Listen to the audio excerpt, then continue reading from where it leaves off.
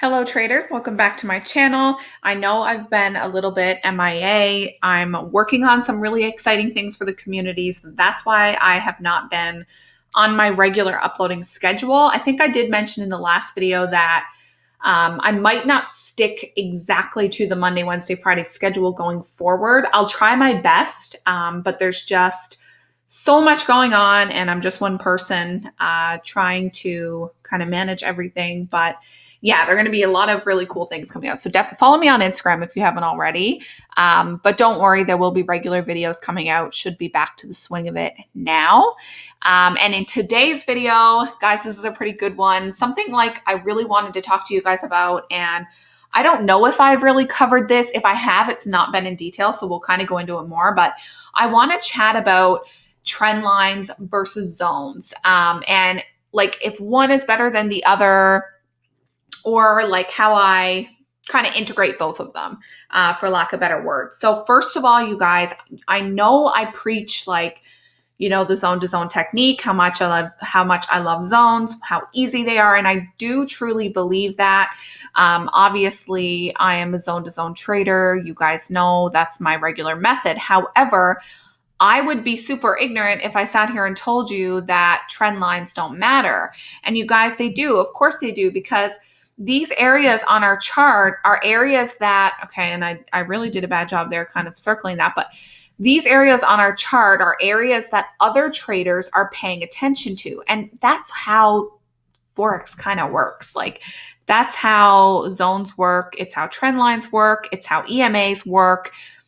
It's self-fulfilling prophecy to some extent. I know you guys have probably heard that phrase before, but what it means is that these are areas that not only me, but that all of us are looking at. So when price comes up to these areas, the big guys at the banks and the hedge funds, all of the retail traders, we're all eyeing these same areas, and people jump in, and it's kind of what makes the trade actually play out. That, among various other things. I'm not saying it's the only thing, but it definitely does matter. So I do consider trend lines when I trade, and I'm going to kind of give you an example of how I would integrate both of them together. You guys will notice, like, I do not, and I've had people say this to me before, that I plot my trend lines a little differently. I definitely do. You guys, if you have a method that you want to use to plot your trend lines, that is totally fine. Go ahead and go for it. To be honest, I don't care how accurate my trend lines are, because I work with areas. So what I would do is draw my trend line in here like I've done, okay? And I'm placing it through as many wicks as possible. So I'm going to move it until I can include as many wicks at the top of kind of these, I'm going to call them peaks, at the top of our impulses, okay? Impulse meaning, you guys, that price comes up, all right? That's our impulse because it's our move up. And that's the area that I'm talking about, the top there. And obviously it's the opposite with our downtrend. You're going to place it to the bottom. And this is just how I draw it in. I like to include as many wicks as possible. And then what I'll do, and this is why I tell you I don't really care too much about a few pips in difference on my trend lines, because what I'm going to do is take a parallel channel and create a trend zone. I call these trend zones. Most people call them channels, but these are what I use. Okay. So I don't really care about the line, because as we know, price is not going to respect a line. It's going to respect a certain area, right? You're always going to have slippage. You're always going to have, like, price isn't going to respect one little tiny area is basically what I'm trying to say there, you guys, before I lose my train of thought. I am going to leave the channels out for now, though, or the little zones out for now, just because it gets a little messy. I have so much going on. But I do want to show you a good example on the euro yen, and I'm on the weekly time frame. Okay, so basically when I open up a chart, I want to look at all of my time frames. So let's go back. Normally I'll start with the 4-hour. I don't care about the 15-minute chart unless I'm looking at recent price action. So when I actually go to enter the trade, I'll look at it.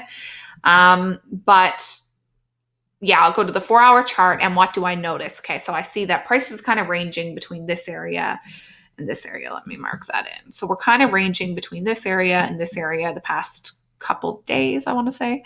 I'm actually in on a trade here now, and so far it's just not really doing much. Pretty common for January, you guys.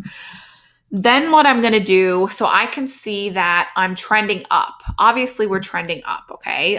Usually I wouldn't even draw in a trend line at this point. I'd probably just eyeball it. I'd see, okay, we've been trending up.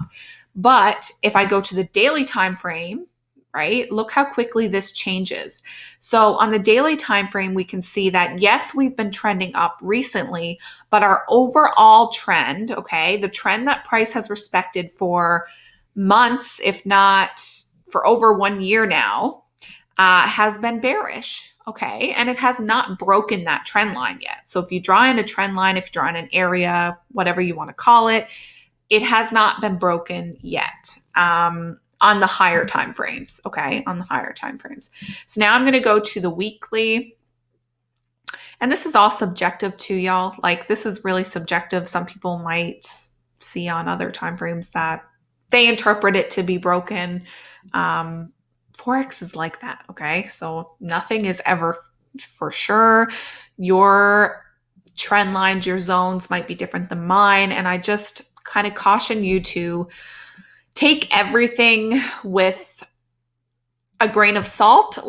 And that goes for anyone's channel. Like, make sure you're always doing your own analysis. Make sure you're checking your own trend lines and doing things your way. Because the most important thing when it comes to trading is that you stay consistent. And then over time, you learn your pairs and how they respond to certain things in the market. So looking at the weekly time frame, we can see that we have this downtrend, right? And price is coming up again to that area.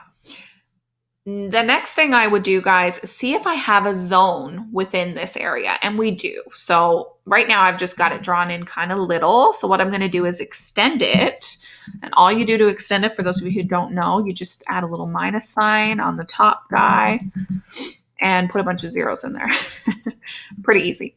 And then we're going to go back and make sure this is an area that price has respected, meaning it's rejected, okay, in the past. As an area of support or resistance. And we can see multiple times where price came to this level and kind of turned around and moved in the opposite direction. Okay. So I'm just going to make sure we still have a lot of touches. Now in this instance, it was a little bit lower, but over here we can see it was respected again. So we definitely have an area. I don't know that it would be the strongest support or resistance. We definitely see it's been respected in certain instances, but there are other areas that probably have been respected more. And again, that's a little bit subjective, right? So to me, I'm okay using this area. I can see that even recently that it's been respected. And to me, here's another tip for you. The more recent price has respected an area, the more I'll consider it to my trading activity. Okay. So just a little tip. That's what I go by anyway. It's not as relevant if it happened kind of years ago. That's my point there. Because if price hasn't respected it recently, then it's not an area I really care too much about. So we can see that it definitely has. So this is going to be an area then that I look for price to come up and reject. But now this is kind of a bigger area because we're using the weekly time frame. So when you're using the higher time frames, your stops are going to be wider. So my stop, like if I saw rejection within this zone, my stop would be up here somewhere. Okay, so that's a pretty wide stop. Make sure you're accommodating for that and using really low lot sizes. But what I'm looking for now is essentially for price to reject within this zone and then come back down to this trend line. Okay, so that's how I would use my zones and my trend lines together. So to reiterate that, I want to go to the higher time frames to find my kind of most prominent trends and my higher time frame trend lines, because those tend to be respected more, okay? And they tend to be respected highly. This is not to say price won't shoot on up out of this area, and if it does, then we know we've got a strong bullish trend. So I'm willing to risk that, but I'm looking for a nice strong rejection within this zone somewhere with a confirmation for entry. So confirmation, I've got tons of videos on that. Just type it into my channel. You'll find it. We're not going to go over too much in this one video. But then I'm going to look at my other trend and I'm going to say, okay, I'm looking for price to come up within this zone, anywhere within the zone to show me some strong rejection, which we did actually kind of get yesterday. But so far price is just kind of consolidating a little as we saw earlier. And then I want it to come back down towards this trend line. Okay, so this would be my area of take profit would be somewhere down here. All right, that would be one of my targets anyway. Obviously, depending on how price moves, how much momentum we get, and etc. So I think that's it, you guys. I think that's what I wanted to show you. That is how I would integrate trend lines with my zones. So I definitely lean towards my zones. Those are areas that I care most about, but I'll use my trend lines to kind of look at overall structure. Sorry, I know I'm moving this around too much for you guys. To look at overall structure, to determine target areas, to look for major reversals, which is essentially what this trade would be, because we are opposing this really strong trend, right? Now, don't take this as to, sell EJ right now. Definitely don't do that. It was looking like we were going to get a really beautiful sell here. And now price is kind of, like I said, consolidating a bit. So I am in it. But I'm okay with the small loss if we get it. Like I said, use small lots if you're using a wide stop like that. But overall, that would be my analysis on the pair. And either way, whatever price does, we're going to get a really good indication on our trend. Because if it were to break this trend line completely on the weekly, we have a really, really strong bullish trend. So that is all I have for you. Let me know in the comments below what you guys like trading. And yeah, I'll see you guys in the next video.